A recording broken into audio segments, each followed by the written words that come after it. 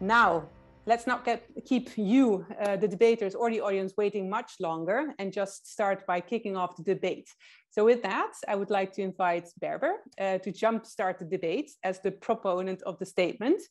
So Berber, please be mindful. You have 4 minutes of your time, and I will jump in with 30 seconds left just as a quick reminder. But beyond that, I wish you the best of luck, and the floor is yours. Okay, thank you. Yeah, so I agree with this statement. It is not possible to scale up innovations when smallholder diversity is prioritized. Now, this is maybe a bit of an unpopular view, but don't get me wrong. I'm not saying that smallholder diversity is not important and that we should ignore it.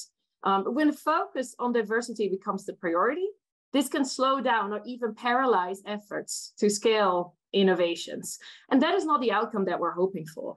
I will give 3 arguments to support my position and then provide a solution for how to go about diversity when scaling innovations without actually prioritizing it. First, focusing or prioritizing diversity often requires additional activities that are simply not within the mandate of a program that is aiming to go to scale. Scaling experts from Wageningen University, they actually found that innovation teams gave up when they realized that there was a risk that their initiative could worsen social inequities.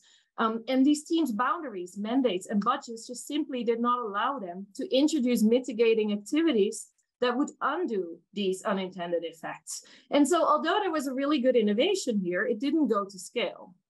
Then second, when making diversity the priority, your scaling partners might not come on board. A while ago, I was personally working with a program in Bangladesh that was aiming to scale the use of improved seeds and fertilizers.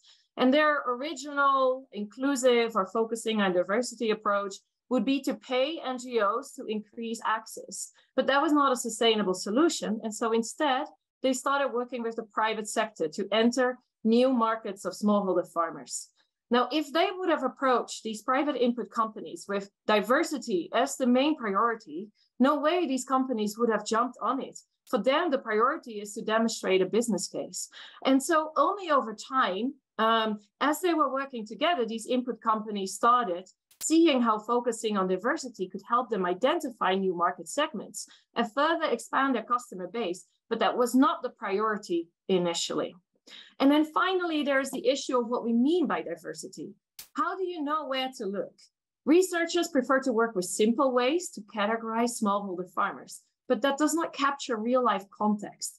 Simple categorizations such as women versus men or commercial versus subsistence, they provide such fragmented snapshots that are not always very meaningful. And there's so many different categorizations possible. So to properly focus on diversity, you need a lot of different and tailored solutions. So many that it gets in the way of scaling our innovations. And this is why I'm saying that diversity should, at least in the initial phase when scaling innovations, not be prioritized. Instead, I would recommend adopting a basket approach. Get started with a basket of a few different versions of an innovation, knowing that this can appeal to a diverse range of farmers. For instance, when it comes to scaling improved seeds, start with, say, different delivery channels, a few alternatives, some formal, some informal, that cater to a wide diversity of farmers. And package the seeds in different ways. For instance, with or without credit, with or without insurance, since different types of farmers will require different types of innovation packages. But keep your eyes on the price. Pay attention to diversity 30 seconds. without getting too deep into the weeds, by creating a different solution for every type of farmer that might be out there. Because if doing that and getting so far into those weeds, then that will definitely paralyze any effort to go to scale. Thank you. Wonderful. Thank you so much, Berber. I think you set the scene very strongly now for Rhiannon also to follow up on. Just to summarize briefly, I think your main arguments deal with the paralyzing effect of wanting to deal with diversity as a priority as such, where you say that mitigating activities can be actually required, which might be out of the scope of some of the people involved in dealing with the projects and programs that they're engaged in. We also see that it might even scare away some of the partners that you want to engage with, which are needed for scaling. And finally, definitions matter. And there are so many definitions of smallholders that how can you choose between them and how can you find the most effective ones for the scaling purposes that you have in mind.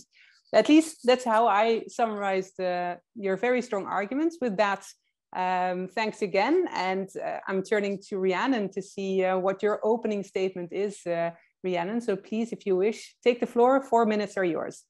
Great, thanks very much. Well, good day, ladies and gentlemen. Thank you very much for the opportunity to oppose this statement. Indeed, my starting point is the reverse. So I posit that scaling up agricultural innovation is not possible, nor is it impactful if smallholder diversity fails to be prioritized. Two entwined arguments will convince you of this. There's a moral argument first, and secondly, an argument for better and more impactful innovation.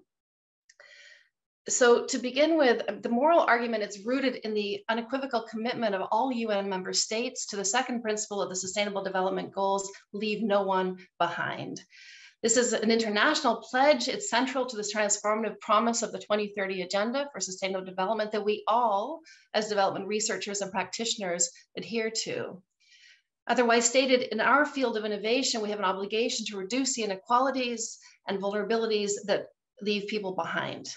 And abiding by this pledge means exploring the needs of and the conditions under which all farmers work, and engage with those farmers and even prioritize those farmers who are most vulnerable and often overlooked.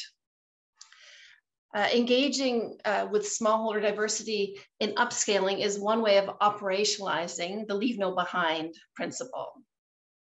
It's also a robust response to what Jane Lubchenco refers to as the social contract of scientists with society. That is to say, the obligation that scientists have to engage with society to pursue and share knowledge that's relevant to society's most pressing problems.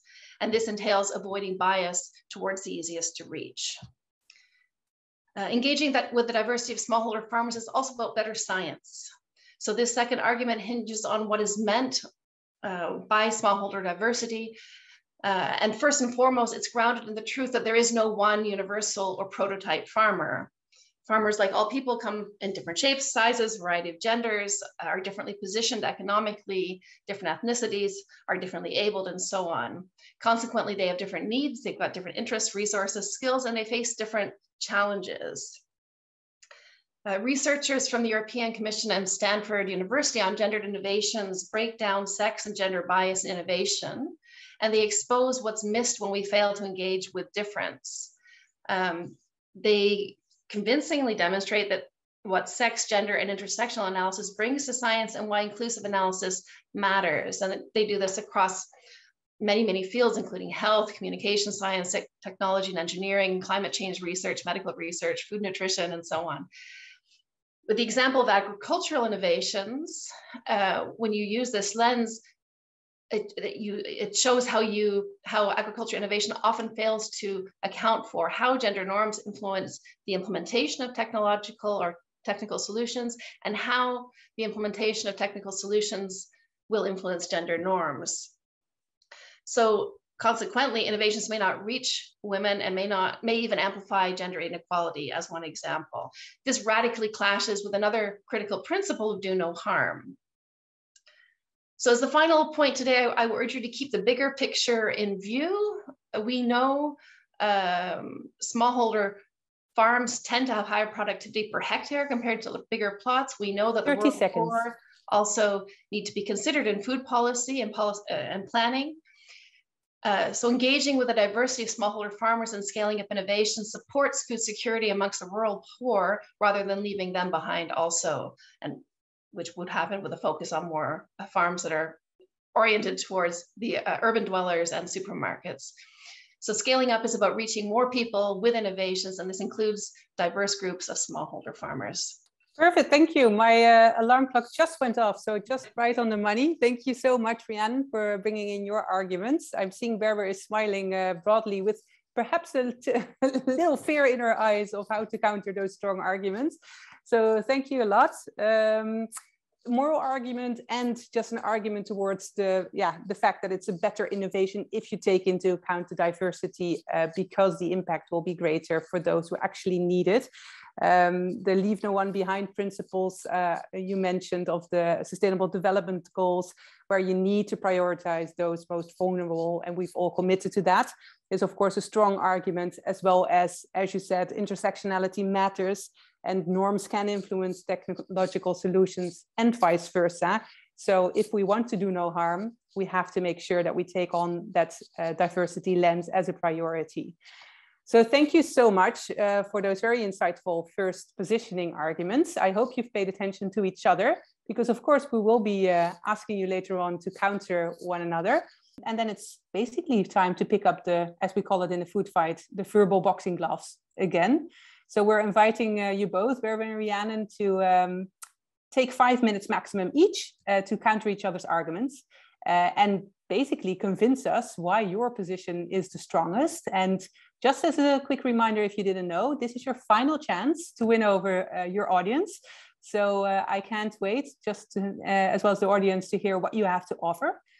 So with that being said, Berber, as proponent of the statement, can I invite you again to kick off?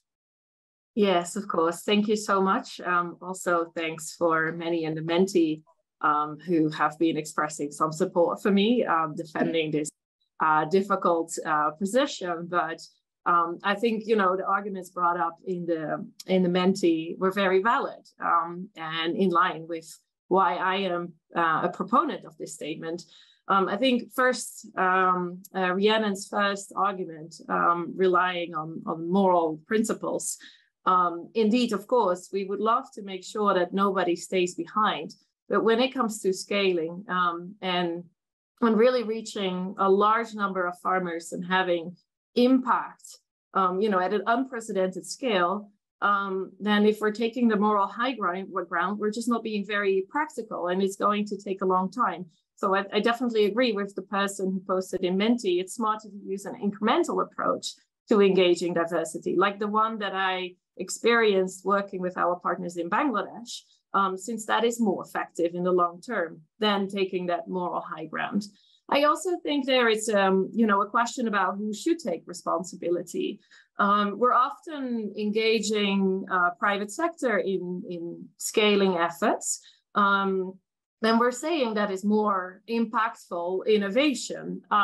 So Rhiannon had an argument about focusing focusing on diversity gives more impactful innovation, as has been shown according to her sources that I have not seen myself, and I would not stand for the quality of the research that has been done there, but that this is strengthening the impacts of work. But at the same time, there's a lot of research showing that involving private sector can really lead to larger impacts. And the question then becomes, you know, how can we get the private sector on board? And if we are prioritizing diversity and saying, okay, the first order imperative for this program or this scaling initiative, where you as a private sector have to come in with your own financing, you know, the first order priority is to reach diversity, then that's not going to fly simply. It's just not the practical way here.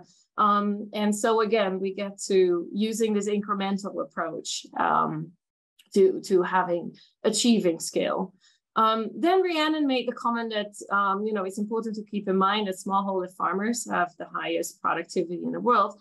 And I think that's actually not what we're debating here about. We're debating about whether to actually prioritize diversity when scaling innovations for smallholder farmers.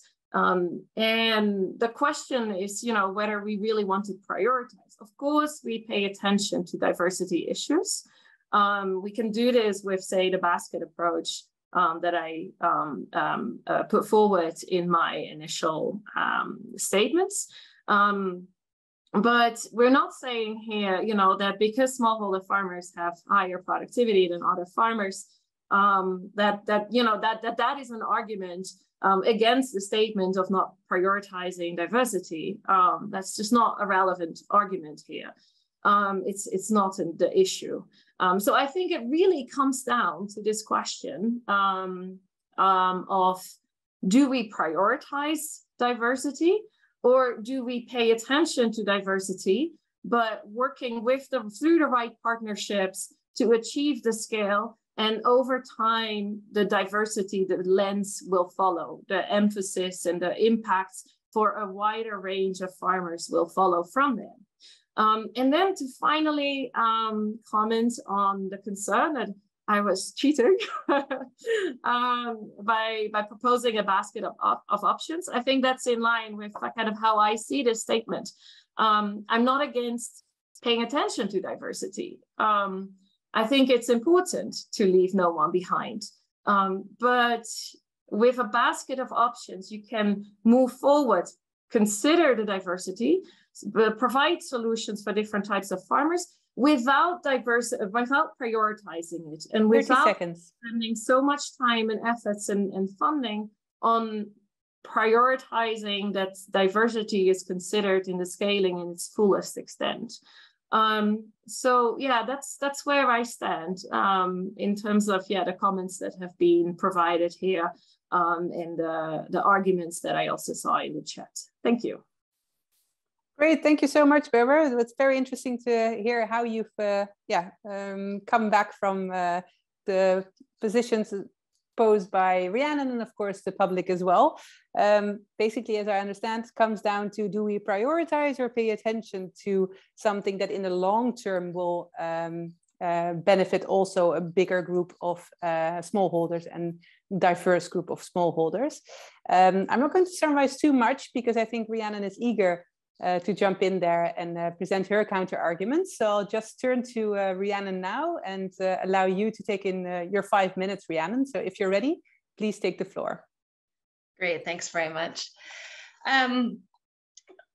Good, so I think for me, there are a number of key things I want to respond to. I think I'll start with the one around the point that you were making, Berber, around prioritizing diversity, slowing down scaling up efforts. I think we have a key question around speed versus quality is what I would say. Yes, some things can happen maybe more quickly if you focus on one group of people and just run with it. But in terms of the quality of the development intervention, the quality of the scaling effort, and in terms of having impact for the populations that are more vulnerable or have less resources and so on, I think that, yeah, for me, it's just critical. It's not even a question so much about prioritizing diversity, but it's really an imperative if we want to do our work and to do it well.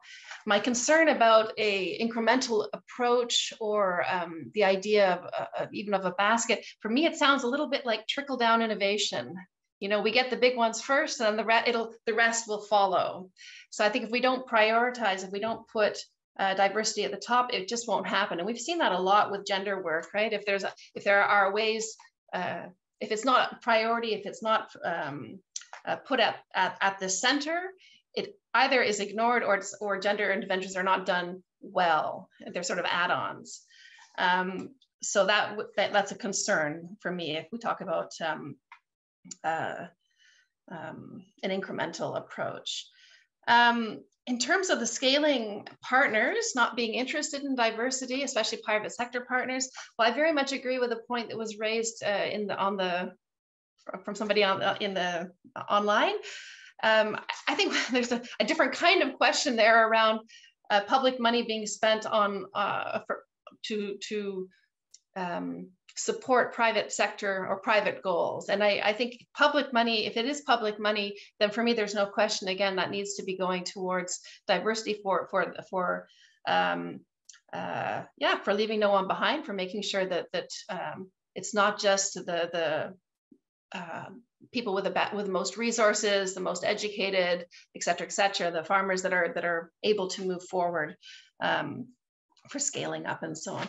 There was a specific, and I do also want to respond on the moral high ground point. My intention is not to take a moral high ground per se, but I think that we do have to bear in mind these agreements that have been made. There is the SDGs, the idea of leaving no one behind, that's there for a reason. And I think as development researchers, as development practitioners, this is really important for us to be really taking that in, internalizing it, and doing what we can in our work to make that practical. But I think also in the bigger picture, it is about better quality science, better quality interventions, more lasting, sustainable, scaling up as well. There was one question, I think, from Franz around would I appreciate interventions that were focused just on subsistence, the real poor, and excluding commercial farmers. I think for me, the point is around excluding any farmers, but it's making sure the people we have to be most concerned about are the ones that are more difficult to reach and more difficult to engage. And I think special attention needs to go there. And we know that if I mean, from especially again from the work around gender, if we don't put attention there, it doesn't happen. So I have no issue with commercial farmers, but I do think attention in terms of public funds, also in terms of public research, international public goods, the attention needs to be on the less served and the more difficult to reach, let's say. And I think I will leave it there. I have some other points, but I think I'll leave it there. Great, thank you so much, Rhiannon. I just wanted to shout out 30 seconds, but there's no need for that. So wonderful how you, in a very concise way, try to address the different points being put forward by Berber and by the community out there. So much appreciated. I know it's a very difficult and challenging task for the both of you, of course. So yeah, just trying to recap a little bit your counter arguments just now, saying on the side of Berber, saying very much on it's just not practical to keep those moral principles at the center stage if you really want to reach scale. So we just have to be more pragmatic and expect that if we do prioritize or pay attention to it now, over time, we will make sure that diversity attention will follow. Well, on the other hand, I hear Rhiannon saying, great, you propose that, but we have seen in practice that this is just not happening from the experience with, for example, gender mainstreaming and questions around that. The question is it about prioritizing or is it about paying attention at the moment? Is it a long-term sustainability? Is it a speed or a quality question? All these opposing arguments have been put forward by the both of you. So very interested to listen in today. Thank you so much for bringing in your very strong argumentation. And actually, I'm very curious to see whether this has paid off in some way and what our audience thinks today. So we're going to turn back to Mentimeter now and ask you, the audience, again, to share your perspective and your position towards the statement. Is it now possible, do you think, to scale up innovations when smallholder diversity is prioritized? Are you in favor? Are you supporting this, saying, yes, it is not possible? Or are you saying, no, I don't support this statement. I don't see how smallholder diversity cannot be prioritized. So curious to see. So far, it's going neck and neck, which was, well, that's a Dutch saying, but it's a close call, which was different from the earlier voting responses that we got. So in the meantime, while we're getting the votes in, I actually would like to give you both the floor still to see if you want to share your own perspectives outside of the role that we've been giving you as opponent and proponent. So if you in any way want to nuance or share anything still, this is your moment. So perhaps Berber, is there anything still that you would like to share? Yeah, so when I received the email asking if I could be, proponent of this statement, I kind of closed my laptop and was like, oh no, what am I gonna do? Because it's I felt it would be a very difficult statement to defend. I'm working a lot myself on, with private sector and projects where we're aiming to go to scale.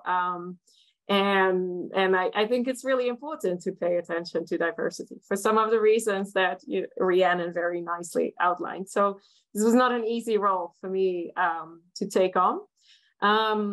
I also think that it's not necessarily paralyzing. There are tools available to pay attention to diversity in relatively short time periods and being able to move forward and tailor solutions to the groups that we're hoping to prioritize. And I think this is the case, especially when public funds are involved for the reasons that were put on the Menti.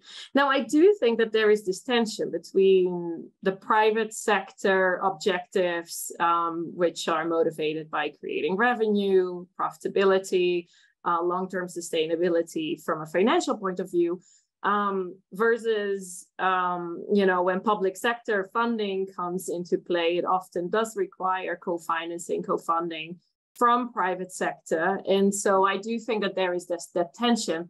And that's important that we are aware of that tension and that donors also are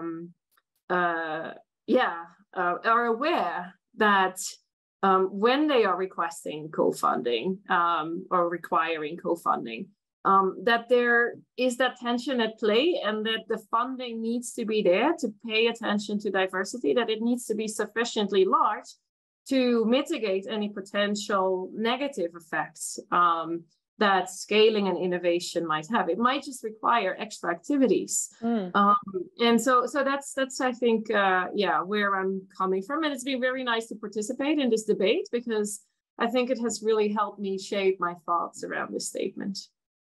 Great, thanks. Good to hear, Berber. And it's always good to try to take on a different lens once in a while and see how others might view the world.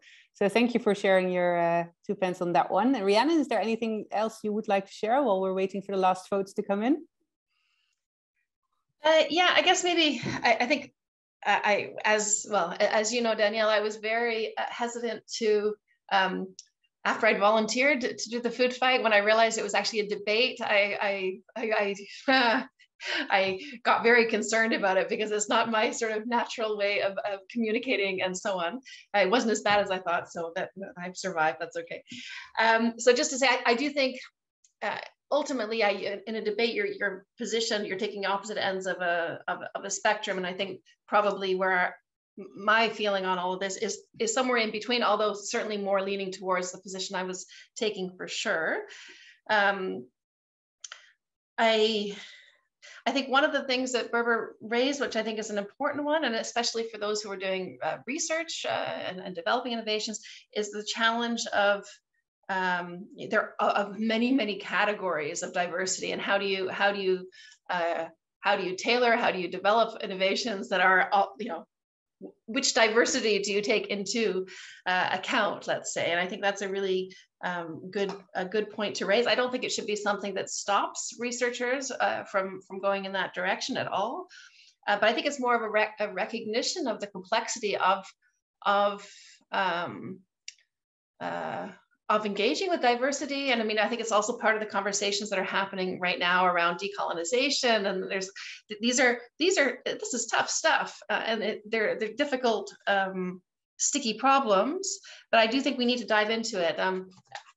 Practically speaking, I also am very much one for going where the energy is. So there are times where it just may make sense to focus on the low-hanging fruit in terms of working with particular groups in a certain context.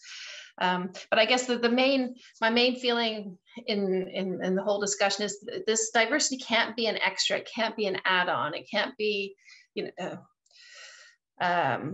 something that's sort of addressed after everything else is addressed, because then I think that just doesn't work.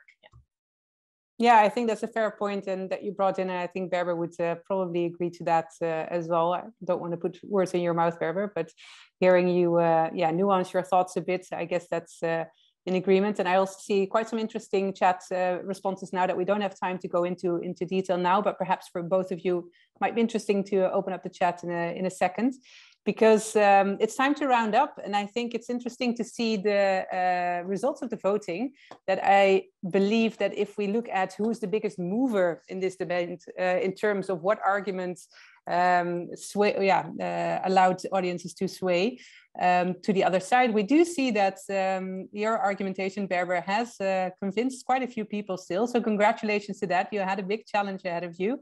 Nevertheless, I think you both did a wonderful job, of course, of presenting your statements and your arguments, even though it's not your natural way of communicating, as Rhiannon said. So with that, I just want to say that's it for now. I would like to thank everyone, especially, of course, our two debaters today for being bold enough to volunteer as today's debaters. So again, big thanks and respect to the both of you.